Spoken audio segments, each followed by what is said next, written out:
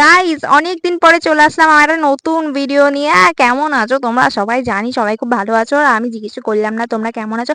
আর আমার কথা তো জিজ্ঞেসই করো না, কারণ আমি ভীষণই ভালো আছি। তো চলো আর বেশি ভাট না বকে আজকে ভিডিওটা শুরু করি। আর তার আগে তোমাদের ডাউটটা আমি ক্লিয়ার করে দিই। তোমরা আমার মাথায় যেটা কাকের গুয়ের মতন দেখতে পাচ্ছ, ওটা কিন্তু অ্যাকচুয়ালি কাকের গু না।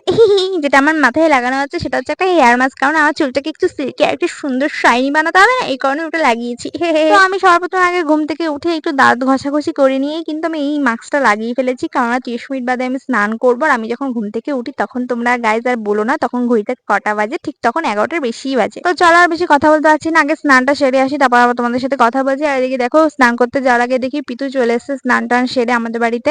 আর আমি ফ্রিজ থেকে বের করে ওকে একটু কেক দিয়েছিলাম খাওয়ার জন্য, আর ও খাবে কি তার আগে দেখো চ্যাটিং এ ঝগড়া করতেই ব্যস্ত। আর এদিকে কিন্তু আমার স্নানটাও হয়ে গেছে, আর আমি দেখো এখানে ভেজা চুল নিয়ে নায়িকার মতন ফর্মা মেরে চলে আসলাম নাইটি পরে। আর তোমরা কি কখনো নাইটি পরে কোনো নায়িকাকে দেখেছো? দেখোনি তো কি হয়েছে, এখনই দেখে নাও। তারপরে টাকা নিয়ে চলে গেলাম দোকানের উদ্দেশ্যে। আর দোকানে কেন আছি এটা তো তোমরা নিশ্চয়ই জানো না, তোমাদের জানার কথাও না। তো চলো আগে তোমাদেরকে সেটাই ক্লিয়ার করে বলি যে কেন আমি দোকানের দিকে যাচ্ছি। তো আজকে যেহেতু বাসে ট্রাভেল করতে হবে, অনেকটা জার্নি আছে, এই কারণে কিন্তু আমার বাসে ট্রাভেল করতে প্রচন্ড অসুবিধা হয়। মানে বলতে গেলে খুবই কষ্ট হয় আমার ট্রাভেল করার জন্য। এই জন্য যখনই আমি কোনো বাসে ট্রাভেল করতে যাই তার আগে সবসময় আমি চুইংগাম, জোয়ান, হাজমোলা এইসব কিছু আমি আমার সাথেই রেখে দিই। এবার ভাবতে বসে গেলে তো যে আমি বাসে করে কোথায় যাব, কেন জার্নি করছি, কোথায় ট্রাভেল করছি। আরে বাবা সত্যি তোমাদের এত কৌতূহল না? দাঁড়াও বাবা দাঁড়াও, সবটা বলবো, একটু সবুর করো, সবার কা ফল মিঠা হতা হ্যায়। তো চলো তোমাদেরকে আর ওয়েট করিয়ে লাভ নেই, এবার বলেই ফেলি। আজ আমি বরযাত্রী যাচ্ছি, আর সেটা হচ্ছে হাবড়া টু কৃষ্ণনগর। আর কৃষ্ণনগর বলতে কৃষ্ণনগরের থেকে একটু ভেতরে। আর এদিকে কিন্তু বরযাত্রীর বাস 4টের মধ্যে ছাড়ার কথা ছিল, আর আমি এখানে রেডি হয়ে এসে বাসে বসে দেখি যে এখনো অনেকেই এসে পারেনি। আর বাবা যা গরম পড়েছে, মেকআপ একদম না করলেই নয়, যতটুকু করতে হয় ততটুকুই করেছি। আর আমি একটা লেহেঙ্গা পরেছিলাম, সেই দিনকে কেমন লাগছিল আমাকে কিন্তু সবাই জানিও। তাই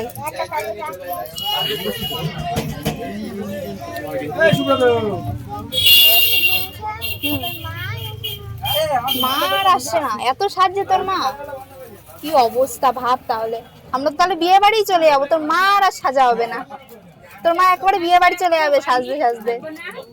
তো যাই হোক, বাসের মধ্যে সেজে গুজে বসে গরমে আধা ঘন্টা মতন ঘাম ঝরানোর পর কিন্তু ফাইনালি বাসটা ছাড়লো। বাস ছাড়ার পরে কিন্তু আমাদের হজমি টাইপের কিছু একটা বড়ি দিয়ে দিয়েছিল সবার হাতে। আর বিয়ে বাড়ি যাচ্ছি যেহেতু, একটু গান বাজনা না হলে তো নিশ্চয়ই জমে না, তাই না? তো চলো একটু গান শুনে নি।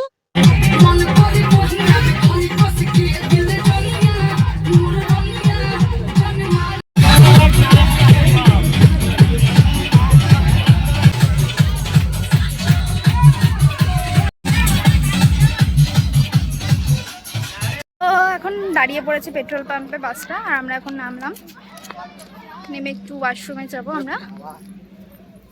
কি রে দেখ নিচে দেখ একটু।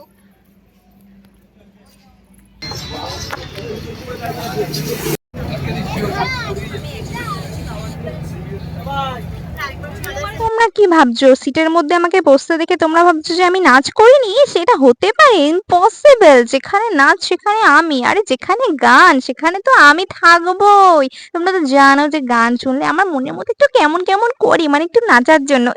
নাচানাচি করার পরেই কিন্তু আমাদের সবারই প্রচন্ড পরিমাণে খিদে পেয়ে যায়। আর বাস একটা জায়গায় দাঁড়ানোর পরে সেখান থেকে আমরা চিপস, লেস, বিস্কুট, জলের বোতল এসব সবাই কিনে নিই। তো এবার তোমরা হয়তো ভাবতে পারো যে কেন আমরা বরযাত্রী যাচ্ছি, তাহলে আমরা কেন রাস্তায় দাঁড়িয়ে চিপস, বিস্কুট এইসব কেন খাচ্ছি। তো আমরা যখন বাড়ি থেকে বেরোই তখন বাজে, মানে যখন বাসটা ছেড়েছিল তখন 6টা 3 বাজে, এবং বিয়ে বাড়ি যখন আমরা মানে মেয়ের বাড়িতে যখন পৌঁছই প্রায় 10:30টা বাজে। তো এতটা ডিস্টেন্স এবং এতটা সময়ের ব্যবধানে তো খিদে পেয়ে যাওয়াটা স্বাভাবিক।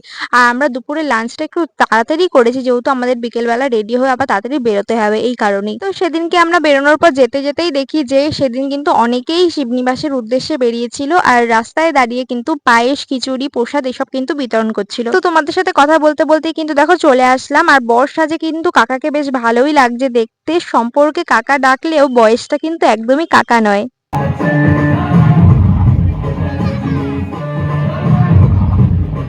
তারপর তারপরে তোমরা তো জানোই যে আমি নায়িকা। তো ক্যামেরার সামনে কি একটু ফর্মা না মানলে হয় নাকি? না হলে তো আর নায়িকা নায়িকা ভাবই আসবে না। আর তোমরা তো জানোই যে বরযাত্রী অথবা কন্যাযাত্রী গেলে যে স্পেশাল ট্রিটমেন্টটা করা হয় সেটা কিন্তু আমাদেরকে হাতেই দিয়ে দিয়েছে। আর এটা আমার সাথেই কেন হয় বারবার আমি জানি না, তোমাদের সাথেও কারো হয় কিনা এটা অবশ্যই জানিও।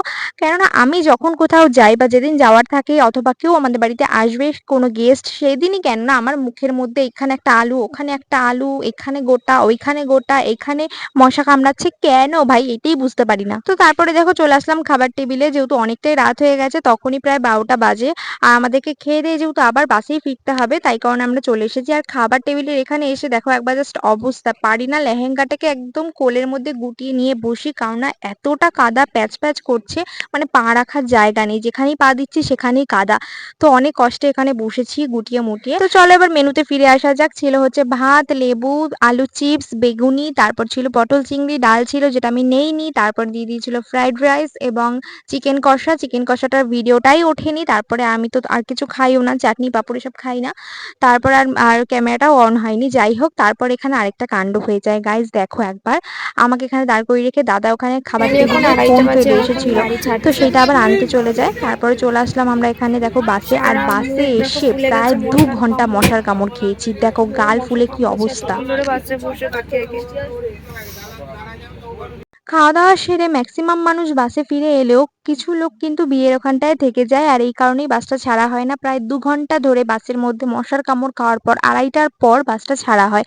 আর তারপরে কিন্তু হঠাৎই সজোরে বৃষ্টি নেমে আসে। জানলার পাশে যেহেতু আমি বসা ছিলাম, জানলাটা অফ করে দেওয়ার পরেও জানলার দরজা মানে কাঁচ বেয়ে বেয়ে আমার জামা এবং আমি ভিজে যাই। আর অপেক্ষা করছিলাম কখন সকাল হবে। অবশেষে দেখি সকাল হয়েছে আর আমরা প্রায় বাড়ির কাছাকাছি চলে এসেছি। ফাইনালি গাইস বাড়িতে চলে এসেছি, আর এখন ড্রেস চেঞ্জ করবো। আর ভীষণ পরিমাণে টায়ার্ড এতটা জার্নি করার পর। তো আজকের ব্লগটা এখানে শেষ, টাটা, এখন ঘুমোবো।